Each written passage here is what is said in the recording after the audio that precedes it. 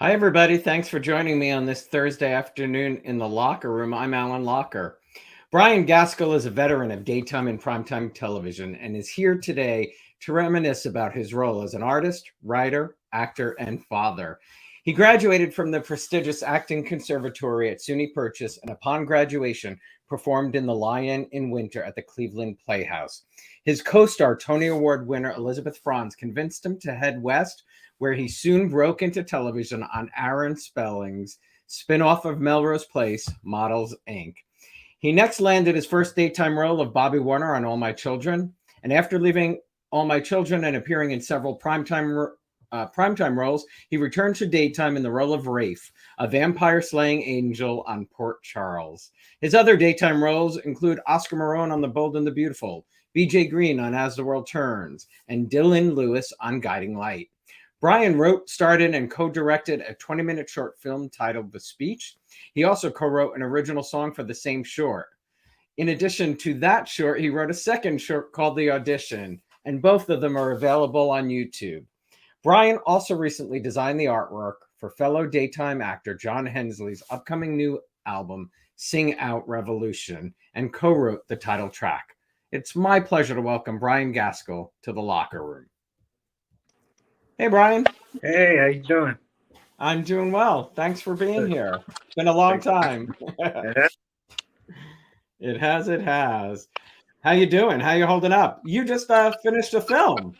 I did. I just got back to New York last night from Ohio. I was on location for about a couple weeks, about 14 days, and it's just kind of it's a character driven romantic dramedy, I guess. Kind of I hesitate. I guess it goes into the genre of like a holiday romance, but I'm hesitating to call it that because now I know people are like, all of a sudden pulling out all the making jokes about all the Hallmark cliches, and I'm like, oh, no, it's not quite that, Is the name gonna stick? It's a bachelor's Valentine. but well, the character's name is Paul Batchelor. Ah, So nice. so yeah, I figure it can be like. Yeah, I've already joked about there being, sequels. You can have Bachelor's Thanksgiving and Bachelor's Wedding, and we'll start a new series of Bachelor so we can forget about the reality Bachelor, which is Yeah, for sure. But I love that. That's a great way. I love, that the character's name Bachelor. yeah, yeah. I assume he's a single bachelor. He is a widower, Oh. but single. But his wife's been dead for 12 years, and he hasn't. He's been since then has been very much an introvert and stuck to himself. He has a like 25-year-old daughter and who helps him run the store, but he kind of just lives his life on his own till this one lovely lady shows up in town that kind of like puts his brain into a tailspin and has him dealing with a lot of emotions he hasn't really dealt with in a long time. And will he or will he not move on? Which, I assume everyone assumes it'll probably be a happy ending. However, Yeah. we we Well, we we if it's did a we made true a lot of romantic interesting choices to kind movie. of like make it more. I went there thinking it was kind of gonna, when I read the script and I had certain ideas about it, and then once we got into the process and just sort of organically let it grow and brought out all my quirks and as an actor and let myself just. I mean, it's really the first time in like 20 years I've really allowed myself to just, or been allowed to really just completely bring myself to a character. And even more so, because I would say, I mean, even playing Rafe was probably the last time I felt like, oh, this is totally me. However, that was an angel vampire slayer, so that was a little supernatural. This is totally real, and it's the first time I've been lately in the last 10 years. When I work, it's guest stars where I'm the bad guy or the rapist or the killer and all that kind of stuff. And this is like, and it's the first time I played a lead in a feature film. So to go on that journey and to what Oh, that's to let awesome. really have a character grow over like an hour and 40-minute period and sort of puzzle piece it together. But I went there thinking it was going to be kind of laid back, sort of small town kind of Robert Redford kind of thing, but I couldn't help sort of letting my quirks come out. So he probably became a little more like a little Jack Nicholson came out, and a little As Good as It Gets, kind of really somebody who's really been holding back for 12 years and then has sort of arrested development when he has to deal with emotions again. So Well, it sounded like it was a great experience from seeing it some of was, your posts. it was really, I went there, you know, as you may or may not know, I'm sometimes for better, sometimes for worse. I'm tend to be pretty frank, and sometimes on social media I'm really honest, and quite often I end up deleting those posts because I don't want them to still be around, coming back in memories later, going, "Oh, did I say that?" But I say it temporarily, and I kind of said before I went, I was kind of I wanted to I wanted to just allow myself to. I've been, you know, there's the career of an actor. Most of us don't stay quote unquote famous for all our lives, and it's kind of like a roller coaster.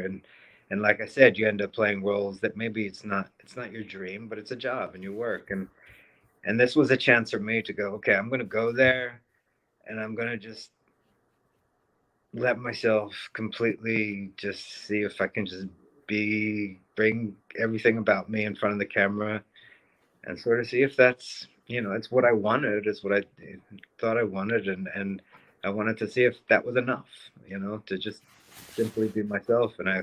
And the director trusted me, and we had a great relationship. Lana Reed brought me in to play the roles. She kind of found me on Facebook and thought I was the character, and we kind of went from there, and it was just a nice little.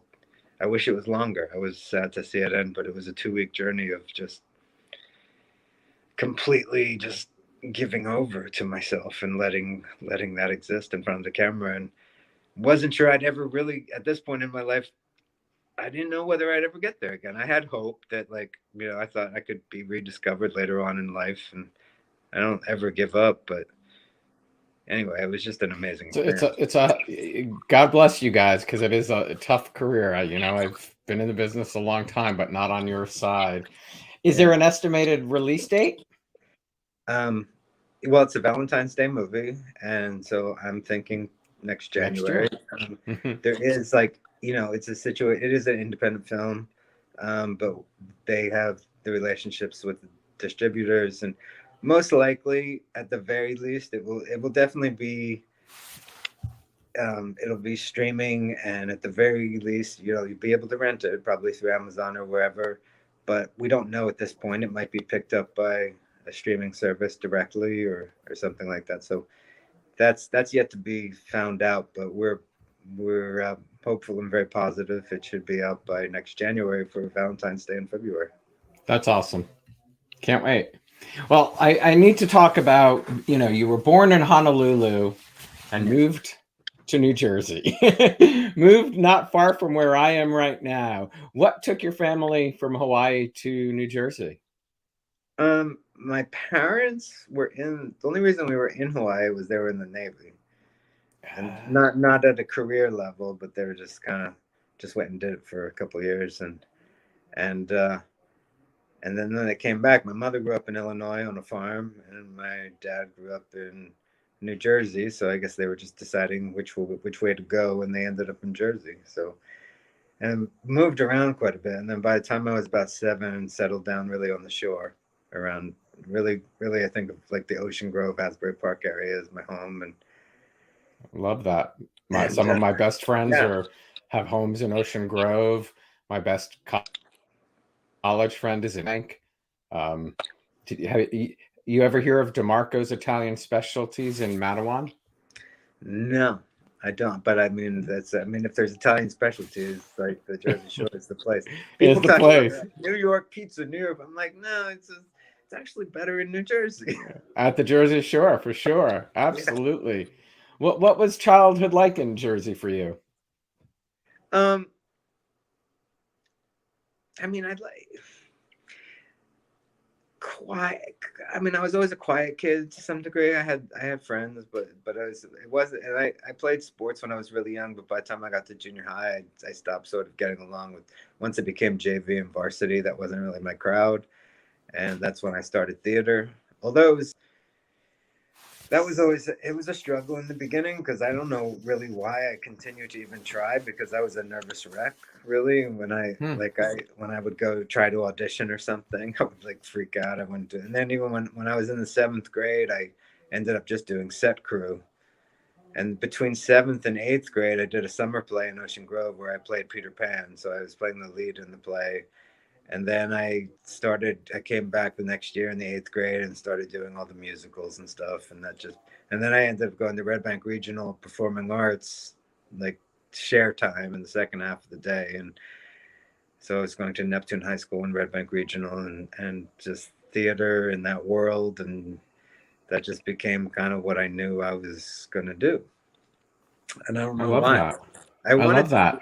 I wanted to be an artist. I wanted originally my love of Uh, film had to do with like Disney and wanted to be an animator and then I got really frustrated in my head because I couldn't make the pictures work the way I wanted them to. So I just got up on stage because I was like, oh, I'm already here. I don't have to. well, I read that about you that you wanted to be a cartoonist or work in Disney animation. Do you remember what Disney film sparked that interest? I was there was a not particularly because back in the 70s there was no VHS or anything. And what happened was there was this one theater in the summer one year that every weekend played another film.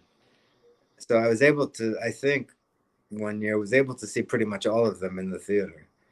Hmm. And, uh, and then of course Well, there was, the Sunday night, oh yeah, once yeah. The World War magical History, world of Disney, yeah, right? yeah, all that. So Yeah, it wasn't specific. I loved them all. I love the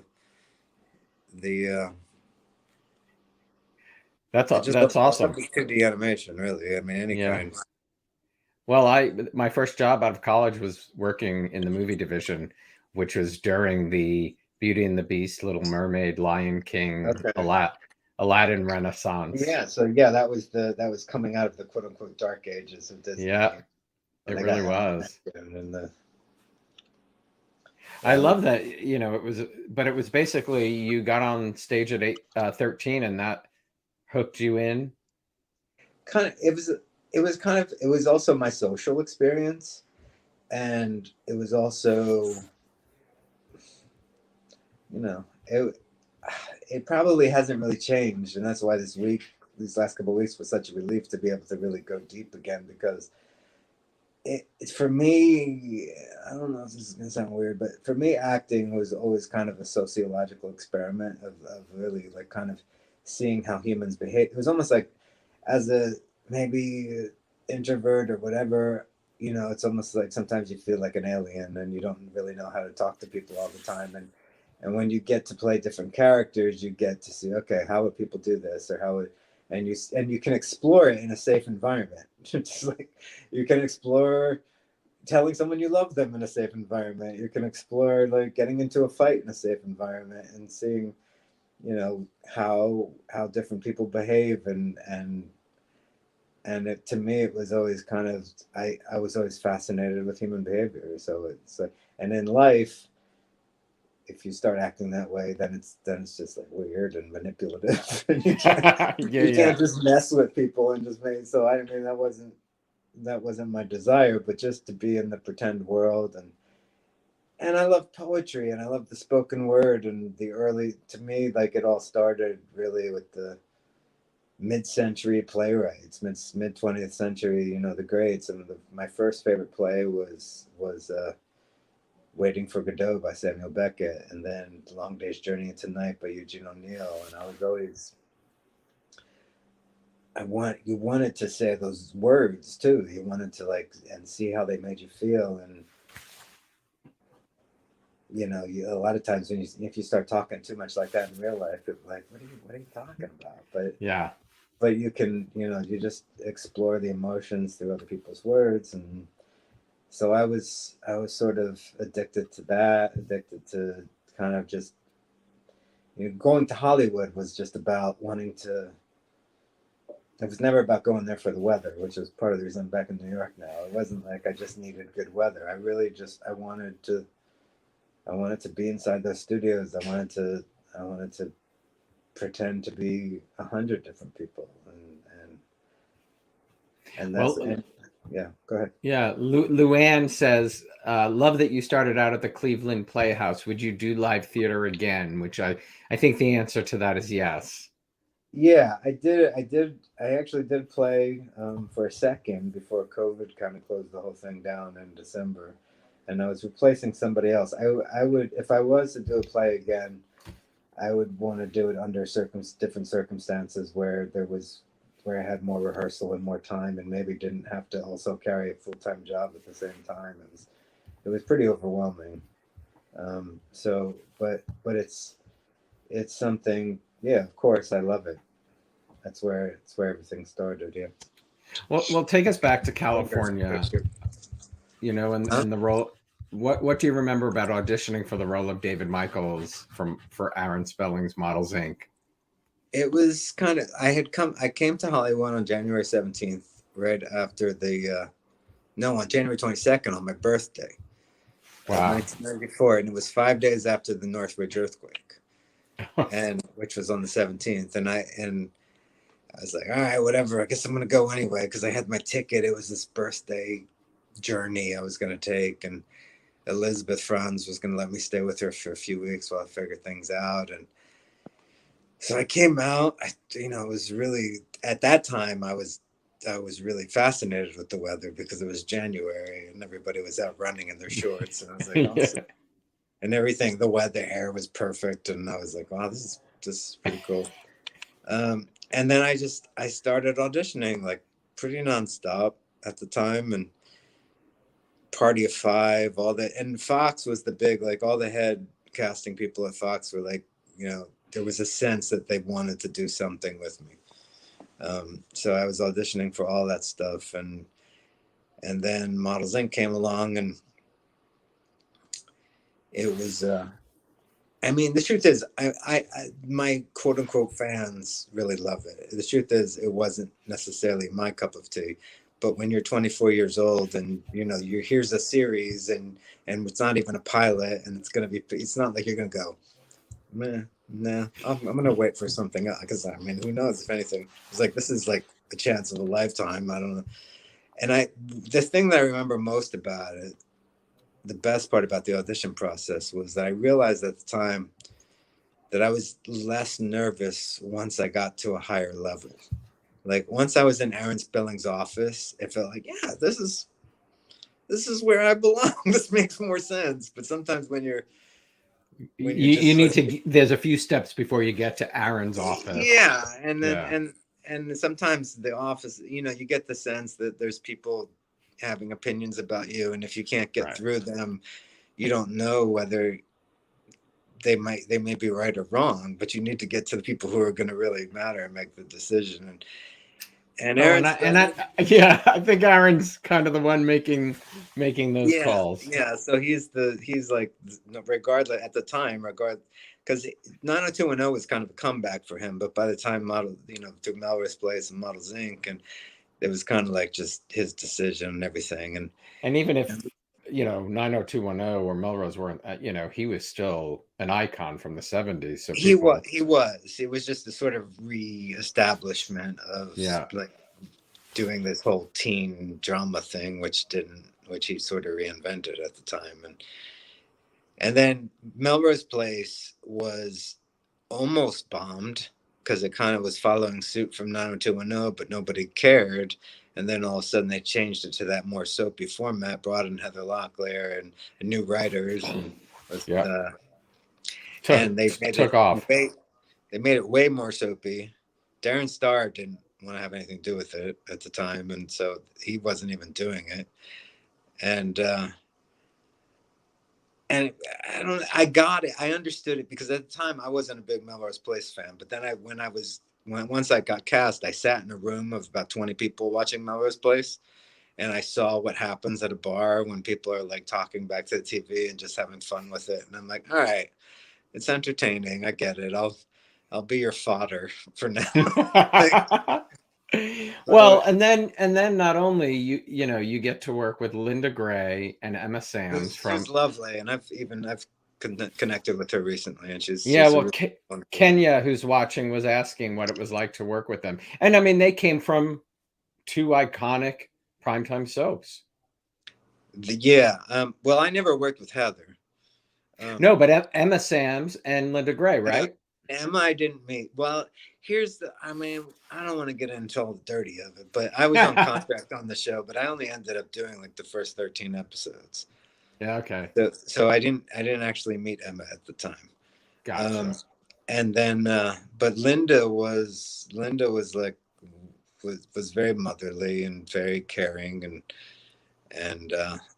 and just very very loving. So I mean, she made everything really comfortable. At the time, I can talk about this. I mean, it doesn't matter at this point because Aaron's not even here anymore. But I at the time I came out of acting school, conservatory, Suny Purchase, and all that, and so I went back to New York and did all this research in the fashion industry, and I was hanging out with oh, what's her name? There was a woman that she's still like a fashion editor at one of the big magazines. But she was taking me around to Condé Nast and all the big agencies, and I was seeing how everything works. And I went to a Johnny Versace party and met like Madonna and Tupac and Johnny Oh and shit. Sting and all these That's people pretty at the good. time.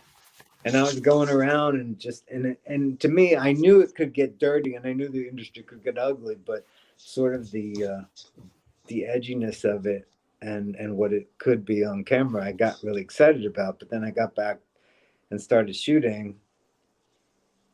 I mean, it was kind of green at the time, but just on my research side, I'm not trying to be like I was too good for it because I don't even really love my work on it, but on the research side, it wasn't the show that I dreamt it would be in terms of like what was really going on in the fashion industry and and and like the room that was like the booker's table.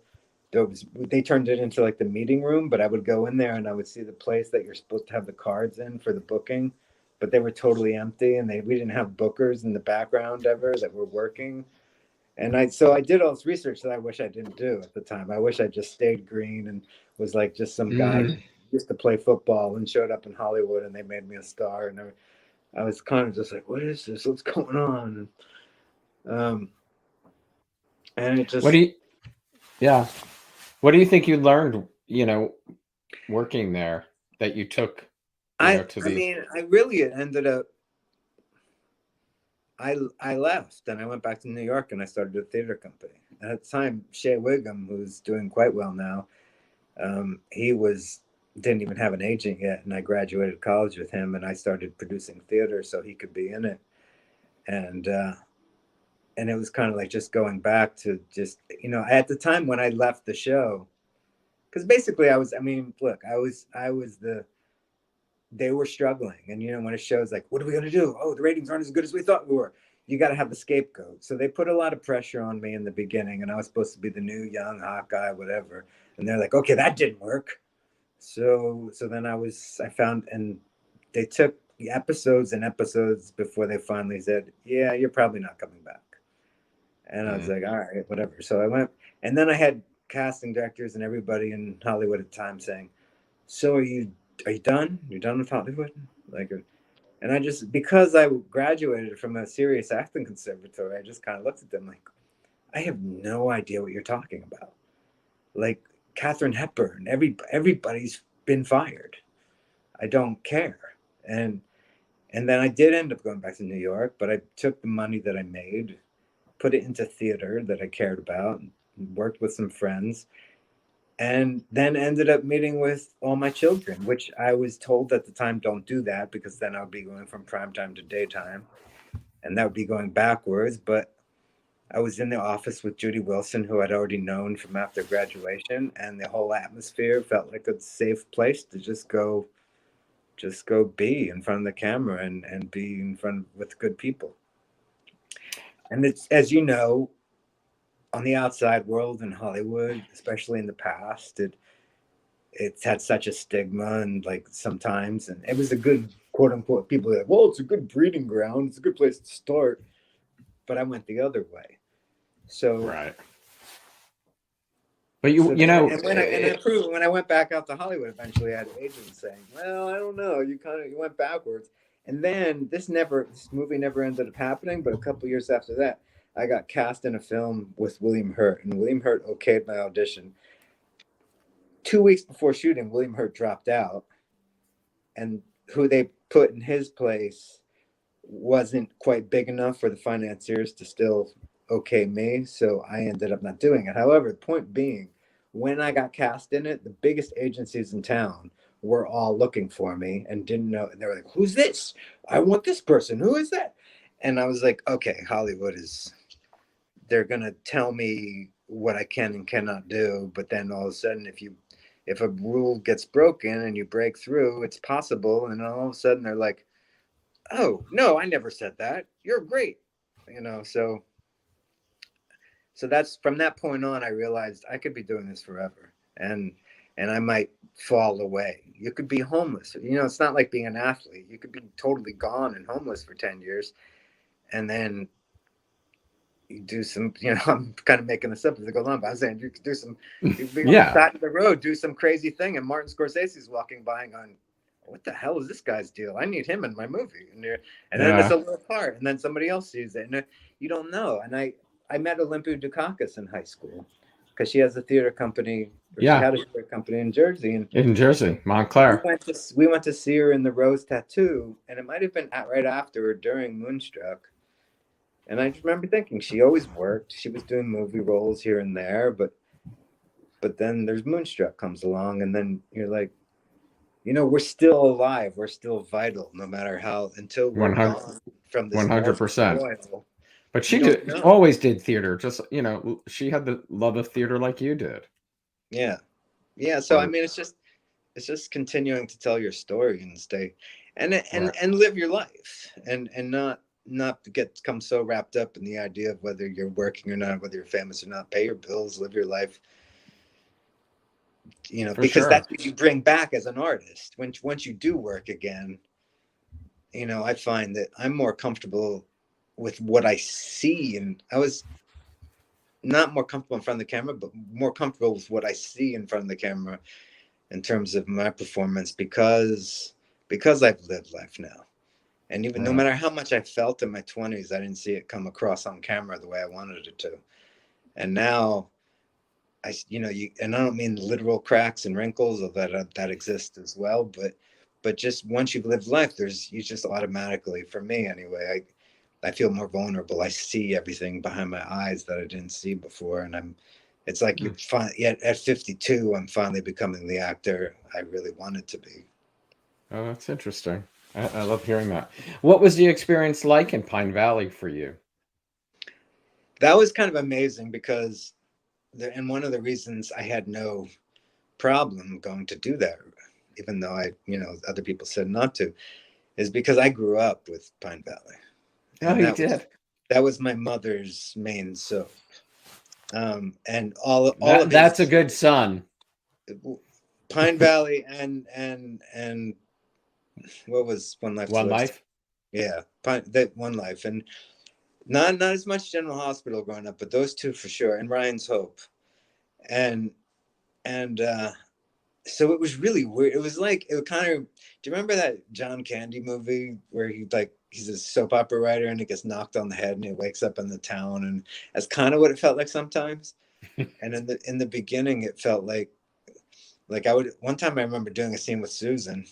We didn't work together a lot, so she tended, even with people that were starring opposite her, she didn't really run lines, and you just work with her on set. Wow. And I wasn't playing opposite her, so I just had the scene. And at the time, her character was on drugs, and I didn't know what the story was, and she was acting really weird, and I'm talking, but my whole subtext was like, why is Erica Kane right in front of me?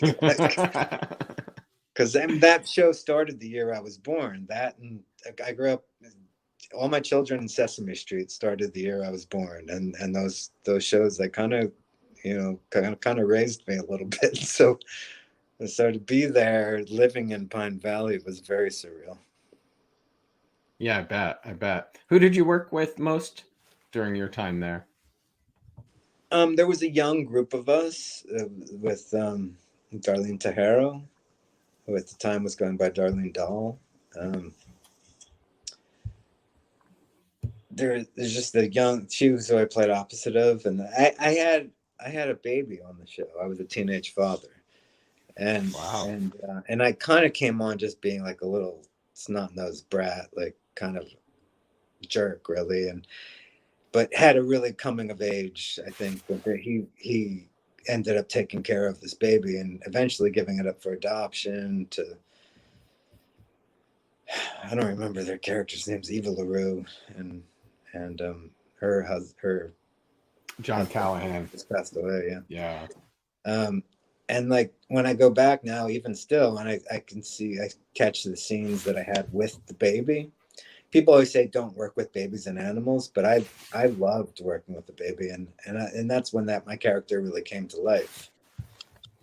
So it was, and we sort of, I was able to improvise, and like if the baby starts like mumbling something, it was just, you just kind of make it up as you go along, and I was really comfortable with that. So people kind of fell in love with him finally at that point, and then that was, I think that was it. That was and then I basically had a 2-year contract at the time, and they wanted to resign, and I had already decided I was just doing the 2 years, and I have regrets. I should have stayed, but I was in this whole like, oh, I'm prime time and now I'm daytime, so I better get out quick, and I better trying to figure out this whole game that's all, garbage. And it's not garbage, but the game is garbage. Yeah. Instead of just like doing what feels good. They sort of play with your head, really. Yeah. So I went play back with to your head. Hollywood, and then then back to New York for Rafe. That was Hollywood. That I was back in Hollywood. Oh, Port Charles was right. I'm thinking Ryan's Hope in New York. You're right. I'm totally. Yeah. So the half-hour slot. Yeah. So, and the deal with the half-hour slot. I mean, I assume you probably know this, but they, how they sell these shows to the affiliates in packages. Yeah. However, the half-hour slot was not part of the same package. So that's because it was a new show. But not just Port Charles. Going back to Ryan's Hope, it was never part of the same package, and it was never running. Maybe Ryan's Hope was, but after that, Loving wasn't. And it was always, that's why it was not bought by as many affiliates. And some affiliates it was playing at like 4:30 in the morning and all of this. Oh, wow. So the ratings, I didn't realize that. The ratings were automatically lower just because it was not on as many affiliates. So that aside, my understanding is the weird thing about Port Charles when they started doing the supernatural stuff was that the affiliates it was on, especially places like Chicago and New Orleans, and quite often ended up being the #1 show, but it wasn't on enough affiliates for that to make a difference. So it was the last show in all of daytime. But the places where people watched it, they really watched it. And even like Julie Pinson would talk about, nobody ever recognized me anywhere. And then as soon as we put vampires on the show, people stopped me everywhere I went in Los Angeles. It was like this cult following hit show. Julie's joining me a week from today. Yeah. She's joining you on the show today? No, a week from today. Oh, a week from today. Yeah, I saw that. Yeah. What was it being part of your first super couple with Rafe and Allison? That was kind of that was magical because it happened naturally. It wasn't something that was sort of pre-created.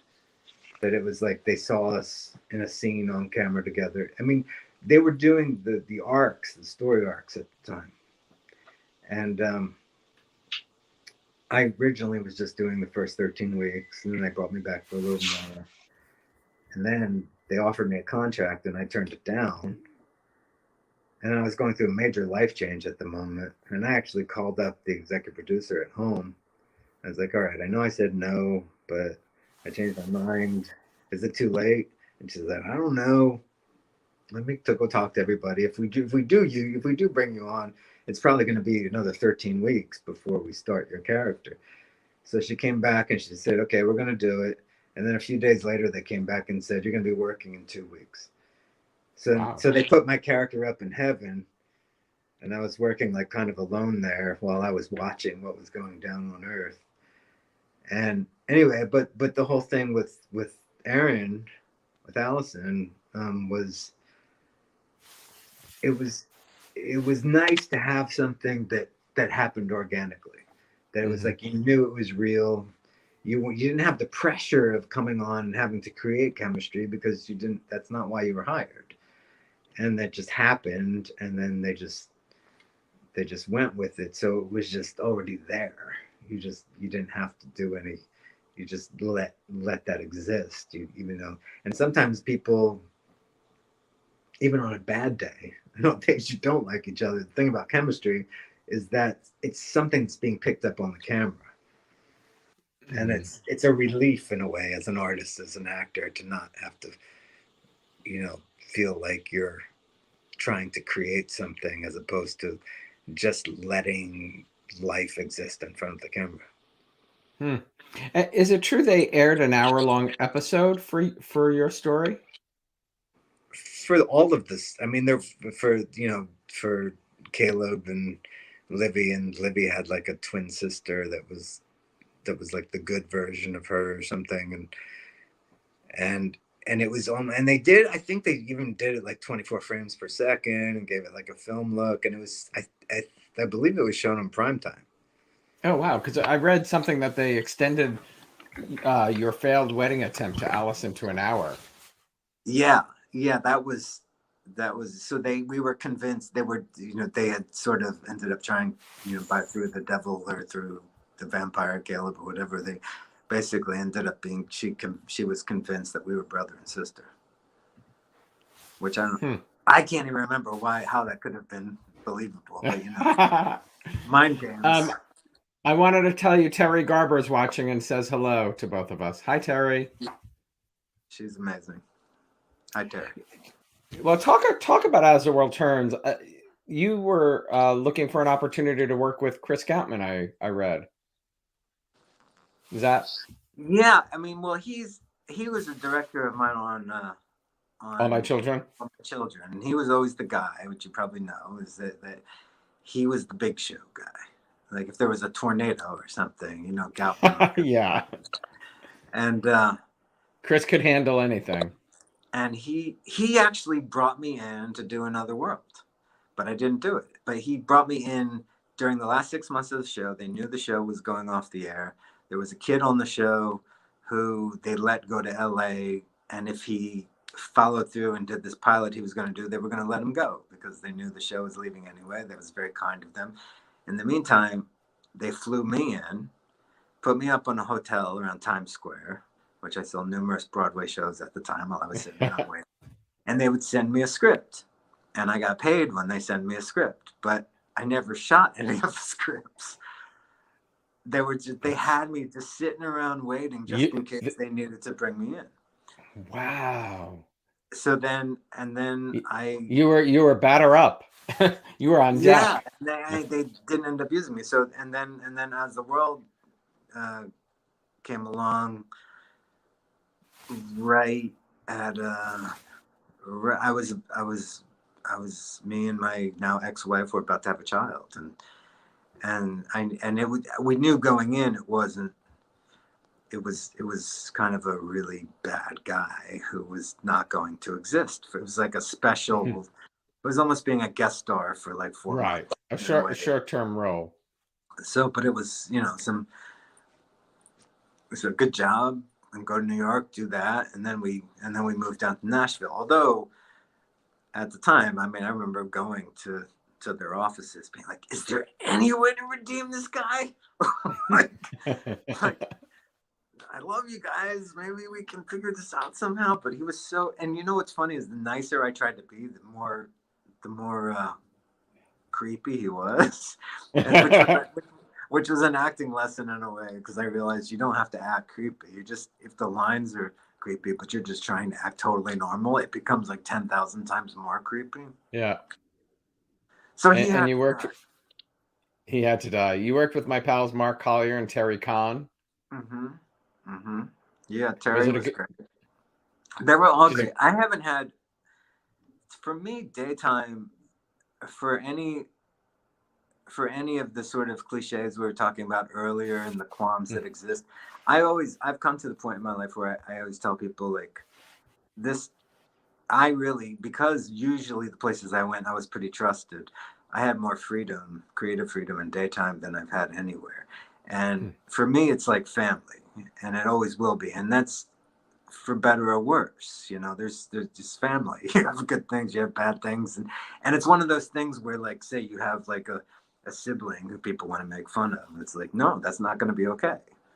You can, like, I can make fun of it, but you can't, because that it did become my home, and I get sad sometimes that it's.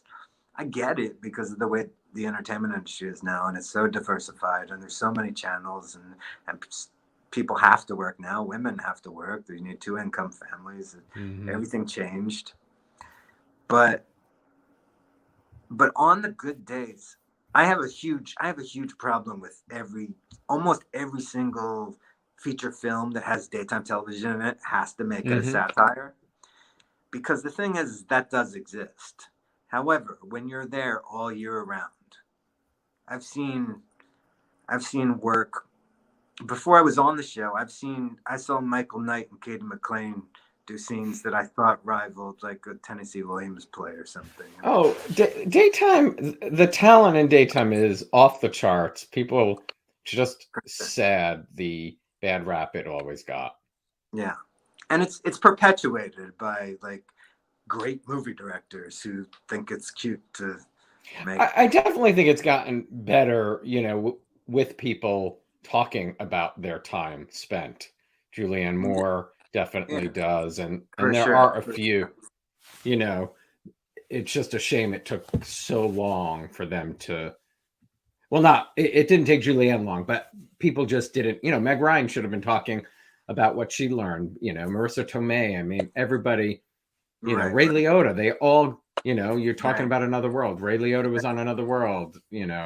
My mother saw him. My mother met him when he was on Another World at a mall. It's like, oh, you. A mall She, appearance. I she love at a it. mall appearance, and she went up to him. She's like, "I'm gonna just stand, give you a hug," and she said, "You're gonna be a big star. I can tell." That is fantastic. What attracted you to the role of Dylan Lewis on Guiding Light? How much time do I have? Yep. I have to also go back to. I don't know.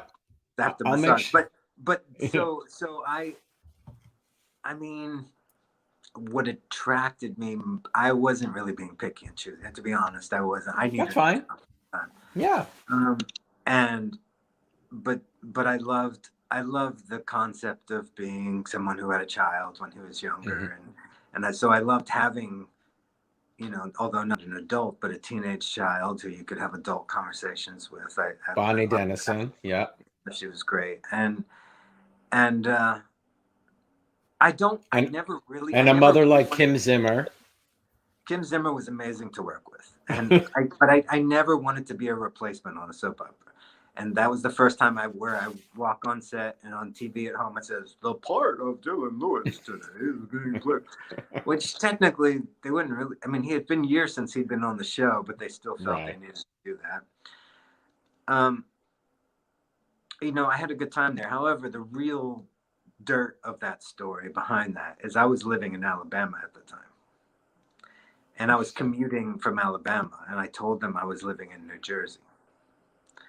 So, so they, so I Hey, you have to be in here in an hour. it was never like that. It was recurring because at the time they weren't putting people on contract. They were saving money by making everybody recurring. I didn't have that big of a storyline. I had a home. I was staying at my dad when I had to stay for longer. I stayed at my dad's in New Jersey, and sometimes had friends in New York City. And here's my story that I don't know whether I've told publicly before, but a lot of people know I did. I kind of felt like I kind of felt like Tootsie sometimes, but not dressing up as a woman, because I felt like I was sort of living a lie in a way on a soap opera. But they were like all excited. They're nominated for Best Show, and they were like inviting everybody to people that they wouldn't normally invite. They're inviting the whole cast. They're going to fly us all to LA. And they told me, and I went, and they're like, aren't you excited? Aren't you happy? And I was like, yeah. I'm just wondering if I'm working. Like, I'm thinking in my head, I hope I'm working that way, because then I'm going to have to fly to New York just so they can fly me. And it turned out that's what ended up happening. And they were like, they kind of got mad at me because they didn't think I was excited. And a lot of times they would, like, sometimes the scripts were, a couple times I had a really good story, but sometimes the scripts were sparse. And I was happy to be working. I really was. But because I was flying all the way there, sometimes I'd see a script and be like, oh my God, what am I doing? Well, that's a lot. Yeah, that's right. Making the journey. So one time when I got on the plane, I flew to, I had to go through Chicago to get to New York. I got in early. I took a cab into my friend's apartment in Manhattan, picked up my suit, got in a cab again, went to Newark Airport in New Jersey, and then slept on the floor in the airport. And then the casting, then I got on the plane and I was sitting next to the casting director, whose name escapes me at the moment. Rob DeCina. Yes. And he looked at me and he said, well, this was easy for you to get here. And I was this close to just saying everything because I was so tired. I was like, yeah. Well, eventually they told the truth that I was coming from Alabama, and then I didn't have a job anymore because they said, no, that's too weird, and we're not going to put him on contract, so he's too far away, and they wrote it out. And the show was off like a year later anyway. It was sad. It was very sadly.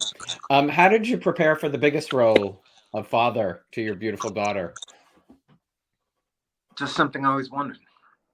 I mean, I really always wanted a daughter, basically. So I'm glad she turned out to be a daughter. And I didn't. I feel, being.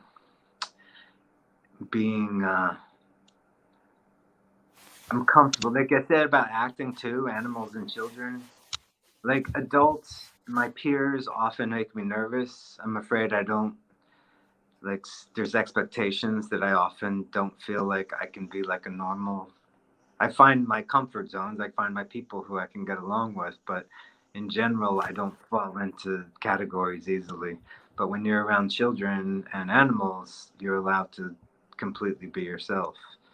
So I was, and still am very comfortable with, being a father and having animals. Like, at all. What's the best part of being a dad? For me, sadly, we live in different states now, so it's very painful actually. But because I was with her for so many years and had a constant relationship with her, and I'm really close with her, and I talk to her all the time. And I like to think, for me, I'm not one of these dads who needs to keep her a little girl, and he needs to, like, I'm excited about the future. I'm excited about her being an adult. I'm going to let her be who she wants to be, and to appreciate her at all levels, and to not have this idea that she has to be one thing or the other. And because, I guess, also because of the distance, I look forward to her being an adult. That there is still, that it's not over. That even as an adult, there's life for us together, and maybe even more so. So any inkling at her age today of what she might want to do? Right now she likes interior design. She likes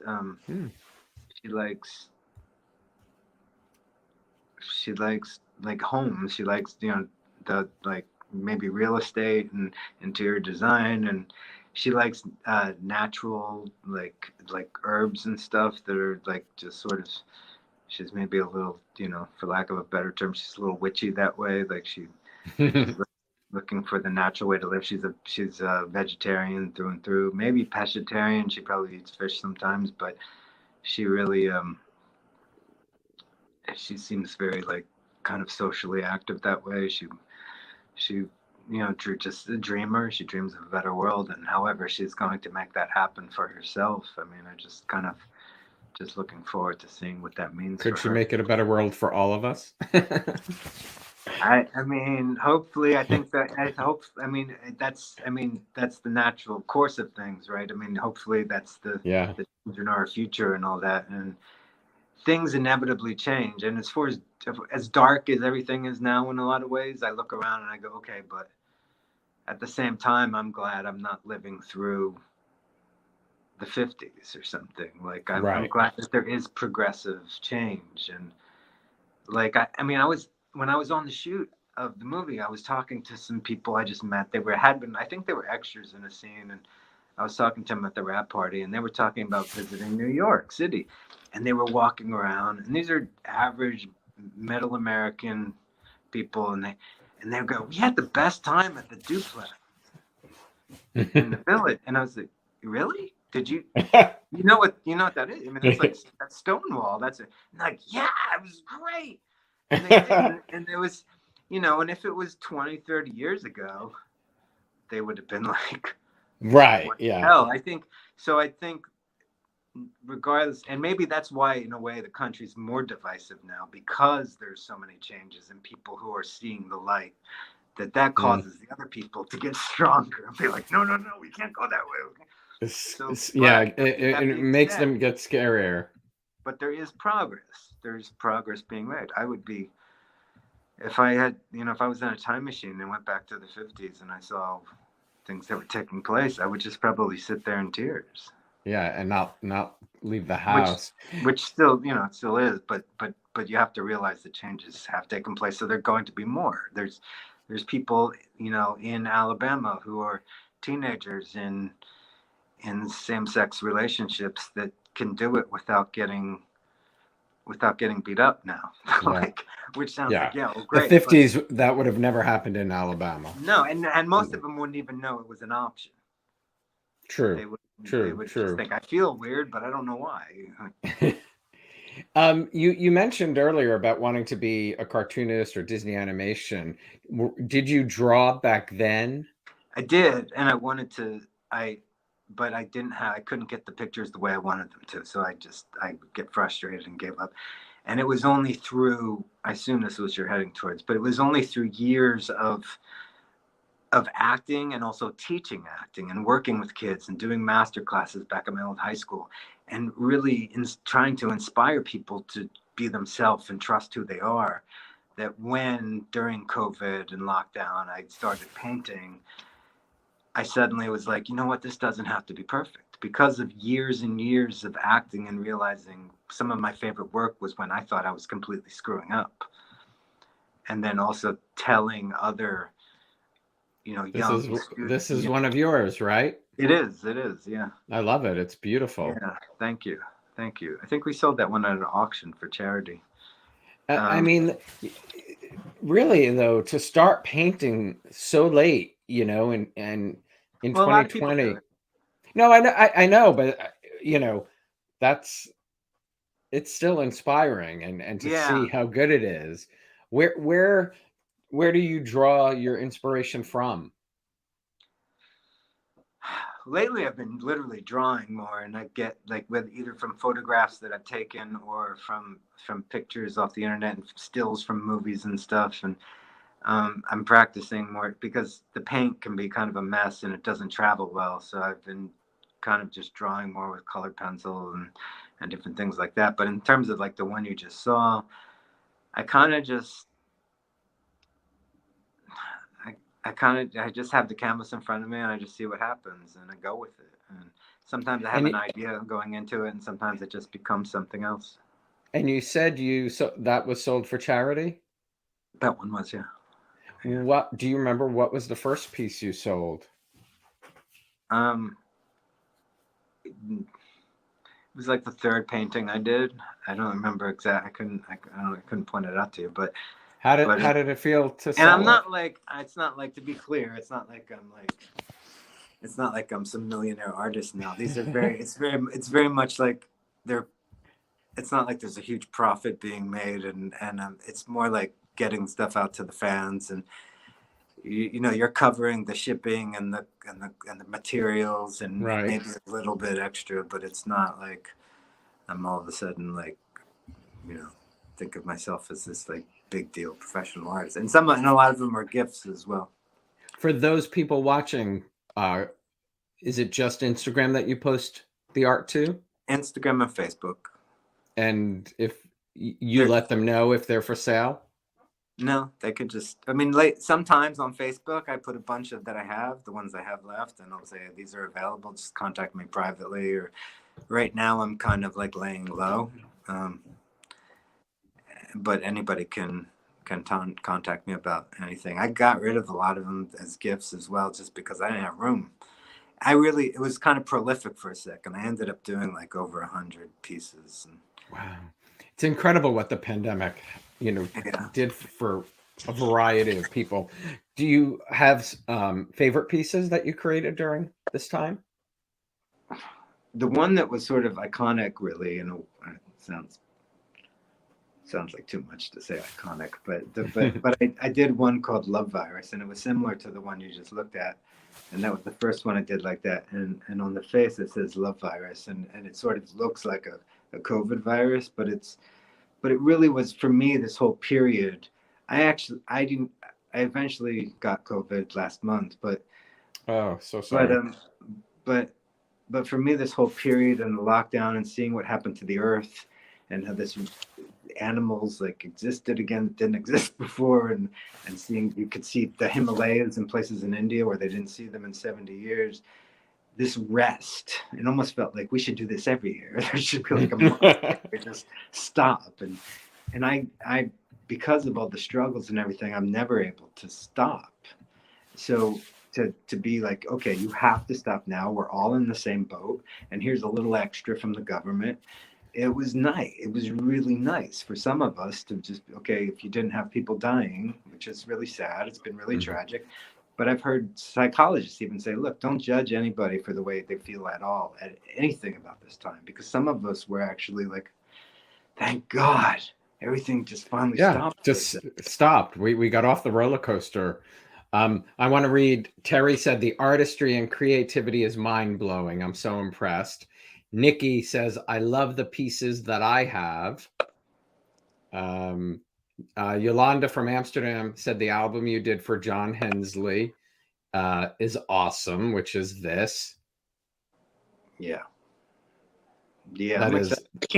I love it. I didn't even know anything about his music, really. Even when I was writing with him, I didn't know what his music sounded like. I was just having fun. I don't think a lot of his fans, he really, really cool. He's kept it to himself. And it's very much like when I finally heard it, I was like, oh yeah, you're definitely a Jersey boy. This is totally up my alley. This probably isn't my place to say, but I can't help. I have to go do a massage. Yeah, no. Go right ahead. Brian, thank you, my friend. Thank you for spending the time. Thank you so much for having me. The fans loved seeing your face. You stay well. Okay. Bye. Thank you so much. You're so welcome. Thanks, everybody, for tuning in today. Thank you to Brian Gaskill for spending some time. Don't forget, next Thursday, Julie Pinson and Billy Warlock will join me live. Please subscribe to the YouTube channel down below. If you haven't already done so, turn on the notifications so you don't miss any upcoming shows. Have a great weekend, everybody, and I will see you next Thursday.